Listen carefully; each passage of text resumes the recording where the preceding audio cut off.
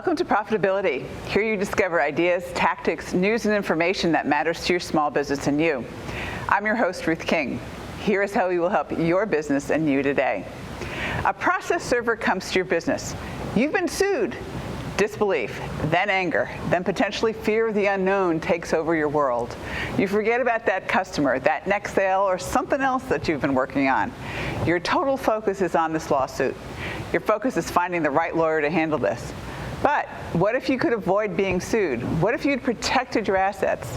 My guest today, Garrett Sutton, has helped thousands of small business owners protect their assets so that, in the event they are sued, they won't lose them.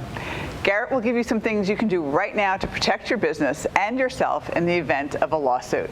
Garrett, welcome to Profitability. Thank you, Ruth. Pleasure to be with you today. Yes, and I've watched your career from the Rich Dad, Poor Dad days. So talk about how you have helped and what really happens and some of the books you've written. Well, we do live in a very litigious society. People are suing each other all the time. Attorneys have an incentive to sue. They get a percentage of what's collected. So that's our system. You and I aren't going to change that, Ruth, anytime soon. So we have to take the steps that the system allows for us to protect ourselves.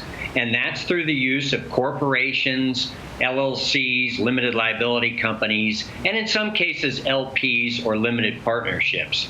The system allows us to protect ourselves. And so you need to take those steps right at the start to be protected. If you operate in your individual name for any period of time, during that period of time, your personal assets are exposed to a claim brought against the business. So for example, a plumber goes out on a job. He operates as a sole proprietor. He hasn't taken the steps to form a corporation or an LLC. If something goes bad at the job, not only can he lose his truck and his equipment, but all of his personal assets, the equity in his house, his personal bank account, all those types of assets are gone. By taking the very simple step of forming a corporation or an LLC, we can protect business owners, real estate investors in a much better way than just having assets in your individual name. And this is probably, and tell me if I'm getting into something that I'm diving too deep. Is it better to form a corporation or is it better to form an LLC, or does it matter? It does matter. The LLC provides a little bit more asset protection. We like the LLC for that reason.